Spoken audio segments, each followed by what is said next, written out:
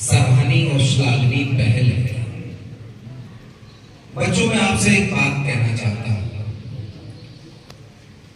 सबसे पहले मनुष्य ने जब कोई खोज की होगी, विज्ञान क्या है आपको पढ़ाया गया होगा, बताया गया होगा।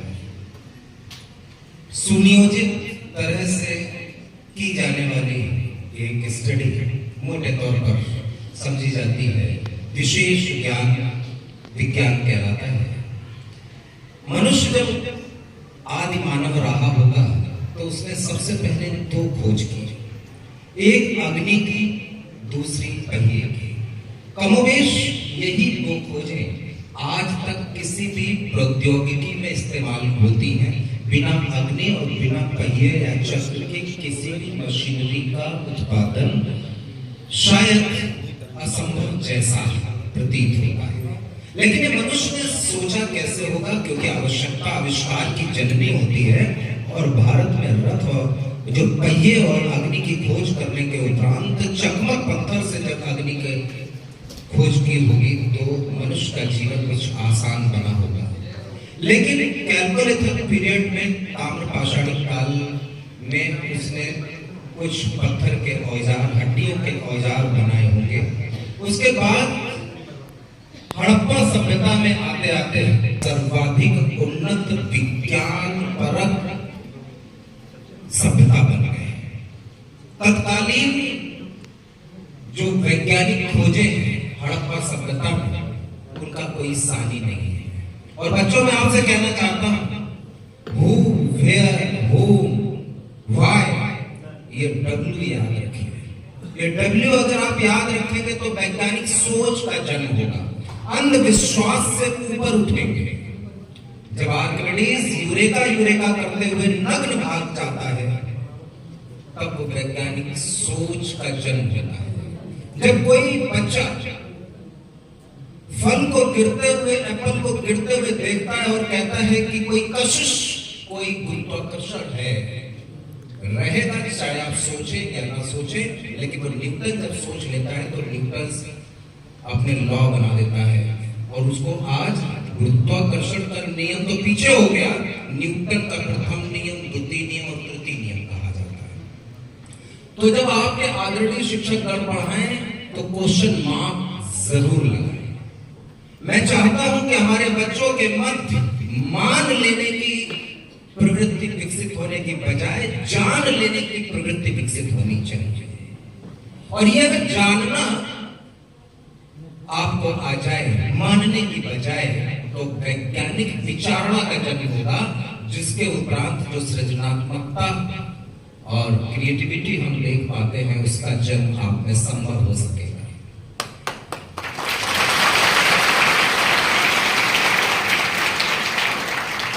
जब आपके सम्मानित शिक्षकगण आपको बताएं न्यूटन फर्स्ट लॉ, जड़त्व का नियम आपने बताया, इनर्शिया, तो उसका प्रयोग अपने जीवन में सोचते हुए देखना चाहिए कि हम छोटे से ही पत्थर मार रहे हैं और आम गिरा रहे हैं। ये फर्स्ट लॉ है।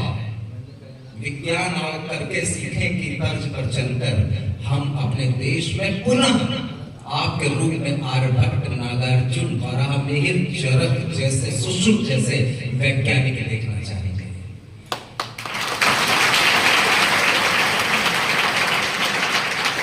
ये बहुत गौरव की बात नहीं है कि उंगलियों में गिने जाने वाले वैज्ञानिकों के नाम हमें याद रह गए। हमारे पास वर्तमान समय में अगर हम नियम न्यूटन का पढ़ते हैं, अगर डाल्टन का परमाणु पढ़ते हैं, तो कणाद का कण क्यों नहीं पढ़ाते? अगर हम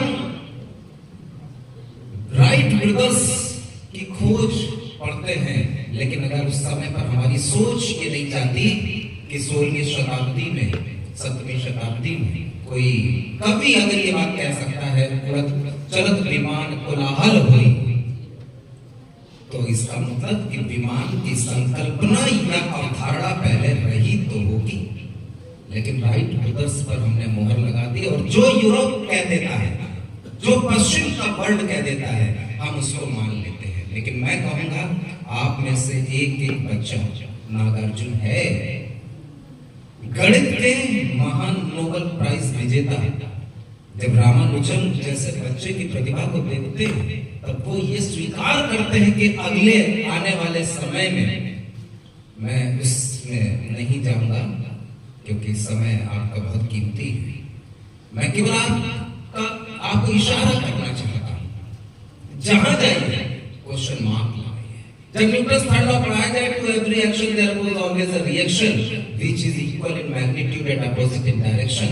और जब सर ये बताएं कि 5 newton force is applied on this rigid body और वो इधर खिसक गई, जब इक्वल एंड अपोजिट फोर्स है, मैग्नीट्यूड इक्वल है अपोजिट डायरेक्शन में, तो खिसकी कैसे, ये आपके दिमाग में तब तक चलता रहना चाहिए जब तक आपका न्यूटन्स का थर्ड लॉ ठीक से किताबी ज्ञान नहीं आपके दिमाग से आ जाए, तब तक उसको करते रहें।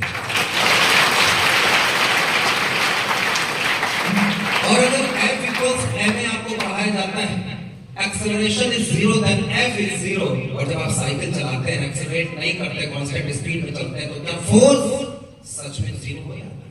और अगर नहीं होता, आपको ताकत लगानी पड़ती, तो कहां पर ये बात आती है? फिर फ्रिक्शन पर आप पहुंचेंगे। फ्रिक्शन क्वेश्चन पूछा है। मैं तो इतिहास का विद्यार्थी हूं, तो बहुत कुछ मुझे विज्ञान में पता नहीं है, लेकिन वैज्ञानिक सोच निश्चित रूप से है। ये माइक्रोफोन अगर आप तक ये बात पहुंचा रहा है तो कैसे पहुंचा रहा है? कौन सा डायफ्राम है? और ये तार के अंदर से बेतार से भी कैसे ये चीजें टेक्नोलॉजी विकसित हो रही है?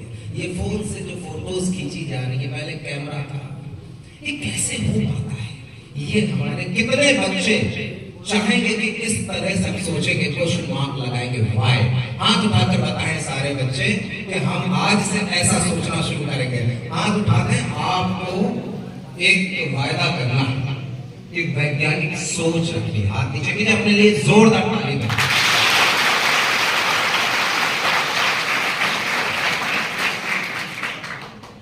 अगर भारत में वैज्ञानिक विचारणा का जन्म हो सके तो ये जो आयोजन और रचना इतनी सुंदर की गई है, इसके पीछे 1 हफ्ते से ज्यादा का समय लगा होगा। लगातार प्रिंसिपल साहब के मन में और सारे शिक्षक गणों के मन में कैसे चीजें चल रही होंगी, तब ये कार्य में परिणति हुई। तो मैं साधुवाद देना चाहता हूँ आदरणीय अपने मित्र राजेश राजपूत जी को, इतना सुंदर आयोजन कराया और हम लोगों को मंच पर गर्मा गर्म कॉफी और चाय भी पिलाई, उसके लिए बहुत बहुत आभारी।